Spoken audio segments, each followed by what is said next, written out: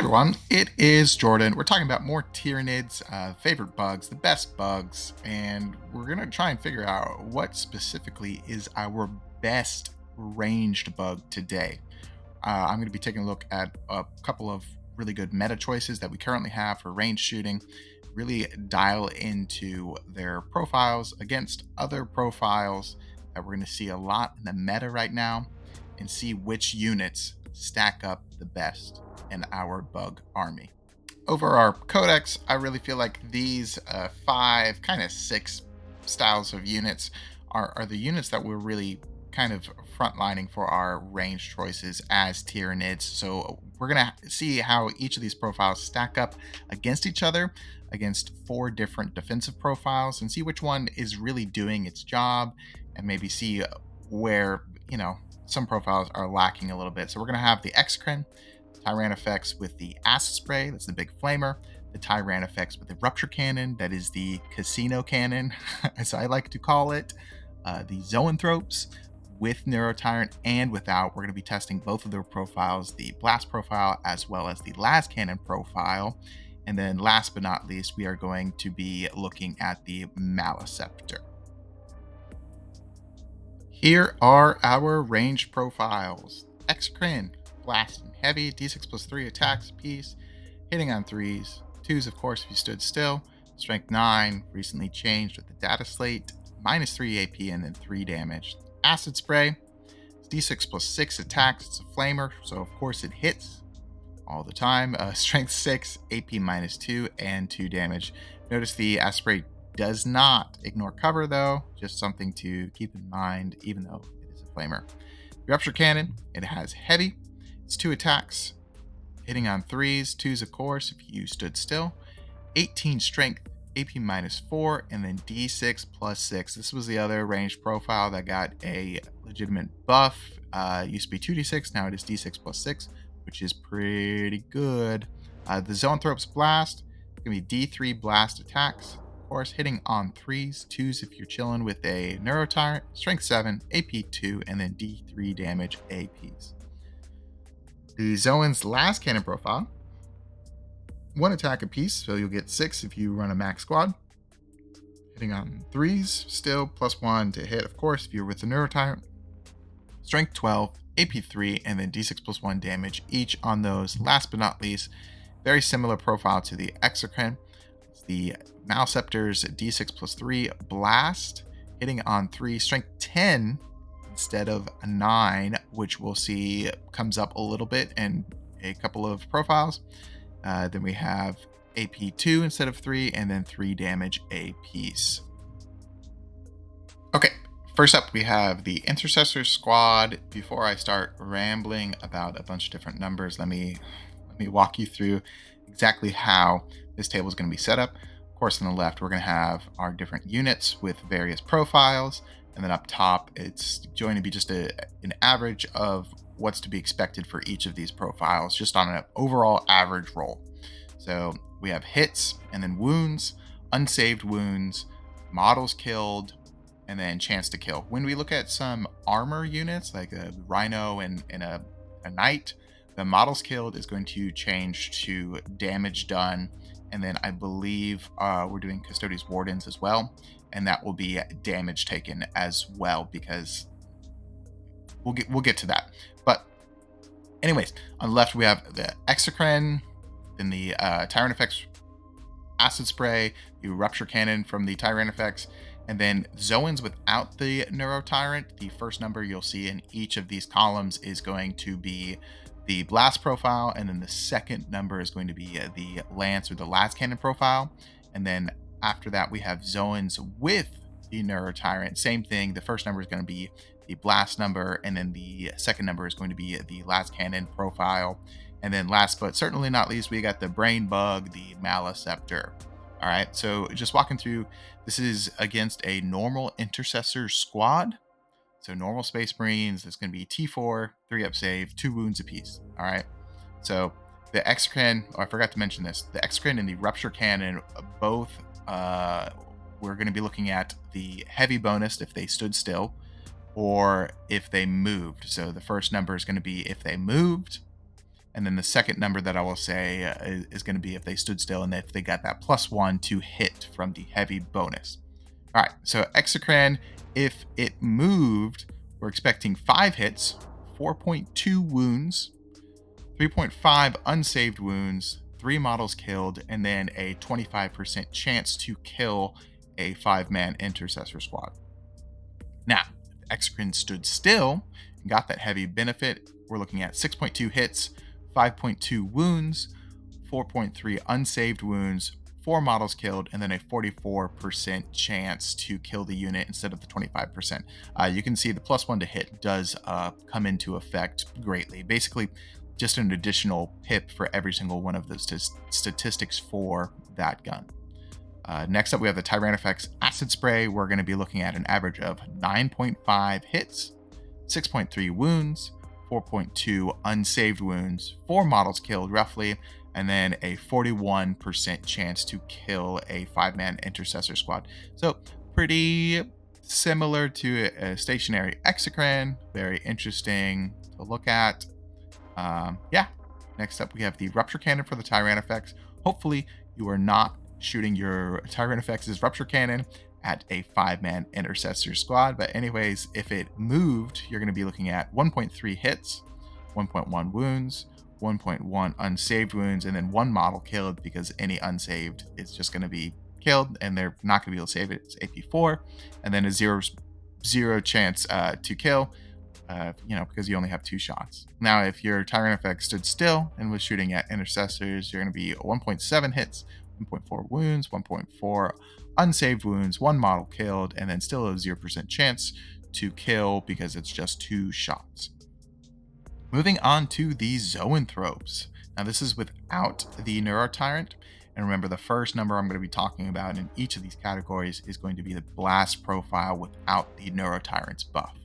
So, Zoans are expected to get 12 hits from a blast profile, 8 wounds to go through, 5.3 unsaved wounds, roughly 4 models killed, and then a 34.4% chance to kill the unit, and then which is pretty good.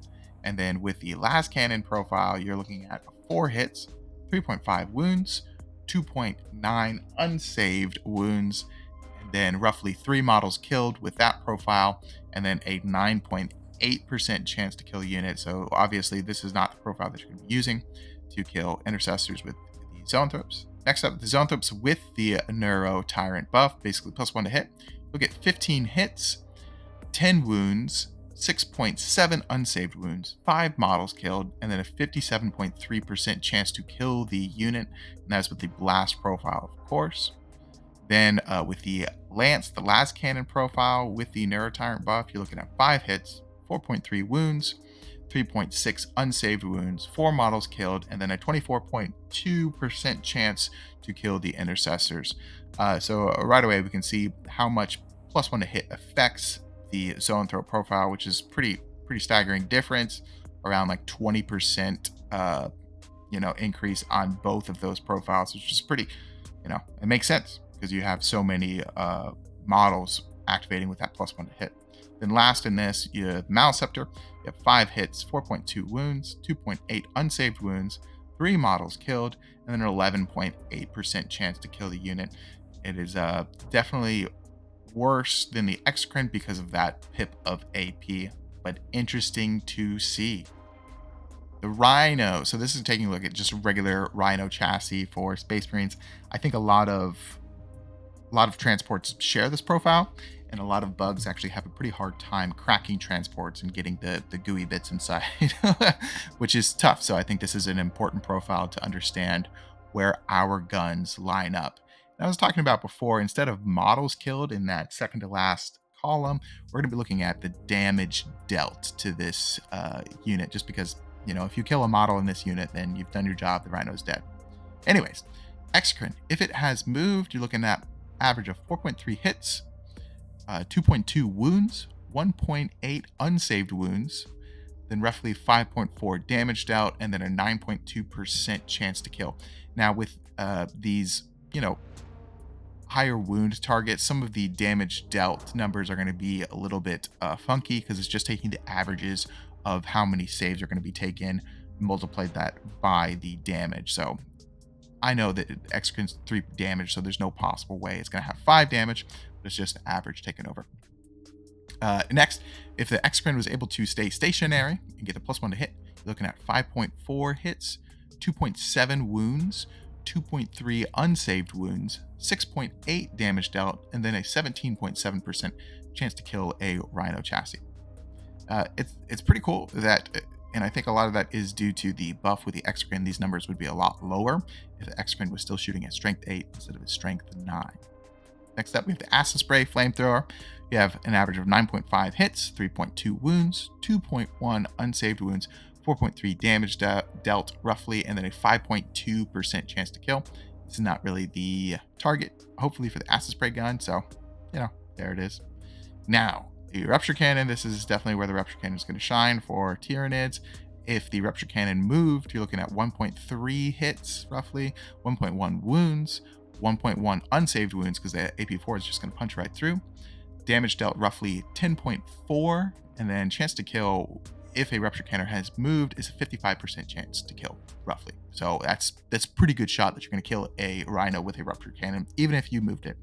Now, if it sat still, you're looking at 1.7 hits, 1.4 wounds, 1.4 wounds to go through, of course, because of AP4, then roughly 13.2 damage, and then a 69.8% chance for a Rupture Cannon to kill a Rhino. Nice. Now, this is the Zoans without the Neurotyrant buff. Looking at 8 hits with the Blast profile, 2.6 wounds because you're wounding on 5s, 1.7 unsaved wounds, roughly 3.5 damage dealt, and then a 3% chance to kill with the Blast profile. Not super good. On the other hand, the Las Cannon, looking at 4 hits, 3 wounds, 2.5 unsaved wounds, 11.11 average damage from the Las Cannon profile, and then a 58.6% chance to kill a Rhino. That's pretty good.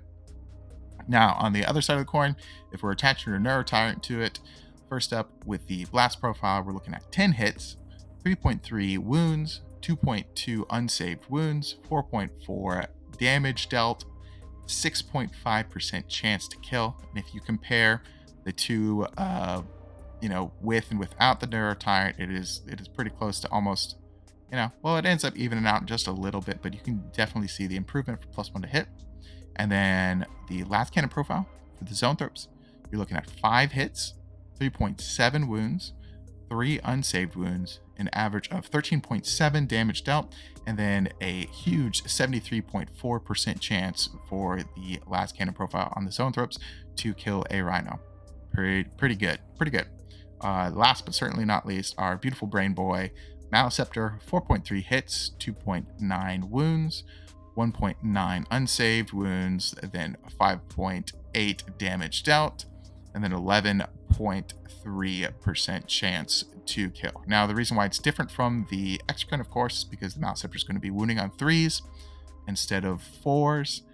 There you go. That's how to kill a Rhino. We have Canis Rex. If you have not played against Canis Rex yet in this meta, congratulations. He is very good. He's got a bunch of wounds, I believe 22 wounds, and then T12 with a 3-up save and then a 5-up endpoint. So that's going to be taking into effect here. And of course, because Imperial Knights only have 1 detachment, I went ahead and gave them the 6-up Feel No Pain in this damage calculation, just because most of your opponents are almost always going to be taking the 6-up Feel No Pain or be benefiting from that. All right, so this is a little bit tougher for our bugs. This is a tough cookie to crack.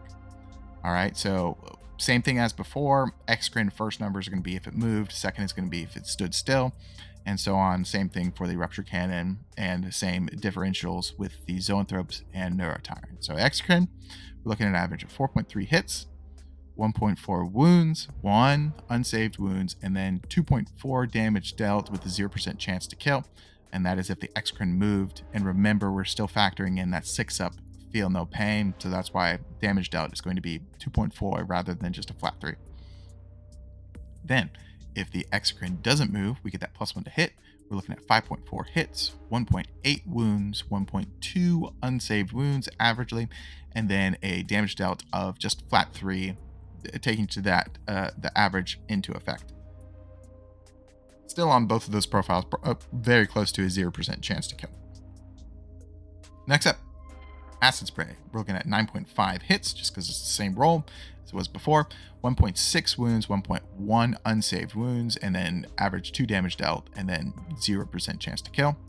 Rupture cannon. Here's where it's going to get a little funky. We're looking at 1.3 hits, 0.9 wounds, because we're hitting on 3s, 0.6 unsaved wounds because that 5-up invuln, and then because of the 6-up feel no pain, as well as the low rate of fire, we're looking at an average of 4.6 damage dealt. I understand that the least you could do is a 7, but because of the 5-up invuln and because of the 6-up feel no pain, the way the averages work, it ends up being around 4.6 damage dealt, and then a 0.1% chance to kill with the rupture cannon.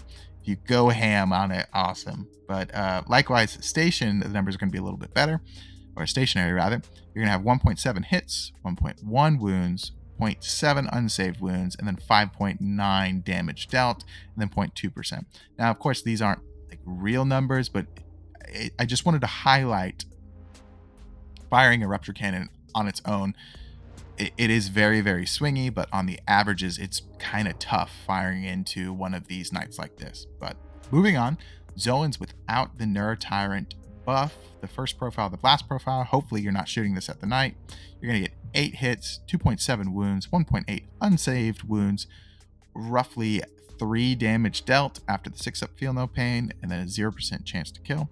Now, if you're using the last cannon shots, you're going to get roughly 4 wounds, or 4 hits rather, 2.5 wounds because you're wounding on 4s, 1.7 unsaved wounds, 6.2 damage dealt, and then a 0.4% chance to kill. Now, if all of your last cannon shots go ham, congratulations, you know. Awesome. Next up, when we get that +1 bonus from the Neurotyrant, we're going to be looking at 10 hits from the blast profile, 3.3 wounds, 2.2 unsaved wounds, an average of 3.7 damage dealt, and then still a 0% chance to kill because D3 damage is going to be really tough with that. But then if we go back to the last cannon profile, we're looking at 5 hits, 3 wounds, 2 unsaved wounds, an average of 8.9 damage dealt, and then 0.6% chance to kill. So, I mean, the profiles are looking better with that, with the +1 to hit, and then everything like that, because you get 6 last cannon shots.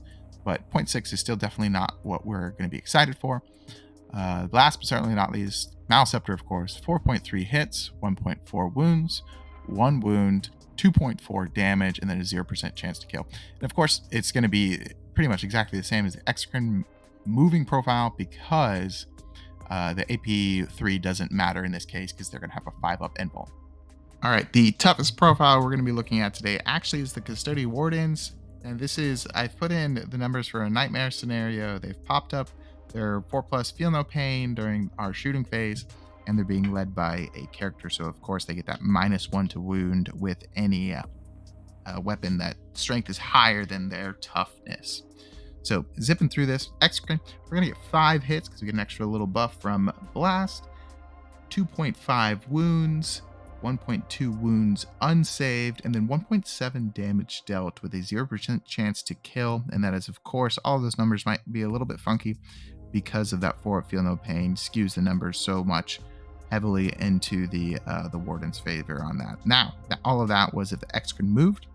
If our Exocrine gets a chance to stay still, we're going to have 6.3 hits, 3.1 wounds scored onto them, 1.6 unsaved wounds from the Custodian Wardens, and 2.2 damage dealt, again with a 0% chance to kill. Really hard to pop those Custodian Wardens. You can see that. Acid Spray still stays at the 9.5 hits because it's a flamer. 3.2 wounds though, 1.6 unsaved wounds, 1.5 damage dealt, and we're really not still going to kill that unit, and you'll see that with all of these profiles actually. Rupture Cannon. Rupture Cannon moved, 1.3 hits, 0.9 wounds go through, 0.4 unsaved wounds, 1.3 damage dealt, and 0% chance to kill. I know the 1.3 damage dealt seems a little silly, because, you know, the minimum we can do is 7 damage to a custodian warden. But just understand that because of all of those numbers were so low, when you take the average damage through all of these processes, the damage dealt is going to look very low. Basically, you know, take it with a grain of salt on the swinginess of the damage dealt with the rupture cannon to the custodian wardens, just because of this profile is so tough. Now, if it's stationary, you get 1.7 hits, 1.1 wounds, 0.6 unsaved wounds, 1.6 damage dealt, and then still a 0% chance to kill, just because we only have 2 shots and the wardens are very tricky. Zones without the Neurotyrant, the blast profile, we're getting 12 hits on average, 6 wounds, 3 unsaved wounds, 2.8 damage, and then still a 0% chance to kill. But if you look at comparing that with everything else, blast profile is actually doing pretty darn well into the wardens compared to anything else we've looked at so far. Now on the other coin, we have the last cannon profile. We're looking at 4 hits, 3 wounds, 1.5 unsaved wounds, 2.7 damage dealt, and then still a 0% chance to kill. But of course, something very interesting I'm taking away from this actually is any like Terminator or, you know, anything close to what a warden is, it is actually looking like the blast profile is going to be doing a little bit better for us than the last cannon profile, just because of the number of shots that come through, even though the D3 damage is a little weird. Now, if we put those zone thrips with the Neurotyrant, the blast profile is going to give us 15 hits, 7.5 wounds going through, 3.7 unsaved wounds, 3.5 damage dealt, still a 0% chance to kill, but you'll notice that it's 0.7 more damage dealt than if we didn't have the Neurotyrant. Of course, you know, that makes sense because +1 to hit is +1 to hit. Last with these zoanthropes with the Neurotyrant, with the last cannon profile, we're looking at 5 hits, 3.7 wounds, 1.8 unsaved wounds, 3.3 damage dealt. Still 0% chance, of course, but, you know, again, it is interesting, even though it is very marginal, 3.5 to 3.3 damage dealt on average, it still is looking like marginally blast is a little bit better than the last cannon, which I find that actually very interesting. It's just because of basically tripling the amount of shots you get because of the blast, and because it's D3 instead of 1 apiece, and then, you know, you're going to be wounding on 3s with the last cannon instead of 2s because of the -1 to wound effect. So it all kind of factors in. Last but not least, Malscepter, 5 hits, 2.5 wounds, 1.2 unsaved wounds, then 1.7 damage dealt, with still with a 0% chance to kill. Very interesting to look at all of these profiles into Custody Wardens. Before I give my overall idea of what profiles that I think are best right now offensively, I just want to talk about some things to consider before just straight out saying, oh, zoanthropes are the best, because I know a lot of people actually don't like running zoanthropes, and I completely understand that. And one of those reasons is the range on the zoanthropes. Zoanthropes have a range of 24 inches. The rupture cannon has a much, much, much higher range, and so does the execrant, you know? So if you feel like you want to stay back and you don't really want to put your zoanthropes or any shooting units up, and that is actually a pretty good argument for not wanting to have them. Next up, all of this data was taken just the base data sheet on its own. Now, everybody should be playing with the detachment, of course. You have to, right? So you're going to have buffs. Crusher Stampede, if you want to do that, you can get +1 to hit on your rupture cannon. So you can move your rupture cannons wherever you want, and you're still going to be hitting on 2s. Same thing with invasion. If you pick sustain hits or something, or lethals, you're going to pass that buff around throughout whatever, and that is going to skew the data. I wanted to look at just data sheet versus data sheet to just look at the bare minimum vanilla stats of what these profiles do going into those other profiles. So before people get at me, which, you know, it's fine, get at me, but before that happens, I just want you to know that I'm acknowledging that yes, there is going to be more buffs going on and more reasons to run the rupture cannon or whatever, depending on the detachment you are taking. Third bullet point, we don't take these units just for their guns, and I think it would be foolish to, even though we're kind of just focusing on their guns, there's going to be different roles for each unit. My zoanthropes are going to deal more damage than my Malscepter. I think that's pretty plain to see out of all of these profiles. They just do. However, my zoanthropes are not going to stay on an objective as well and as easily as a Maliceptor. I don't think we really take the Maliceptor for the Maliceptor's gun.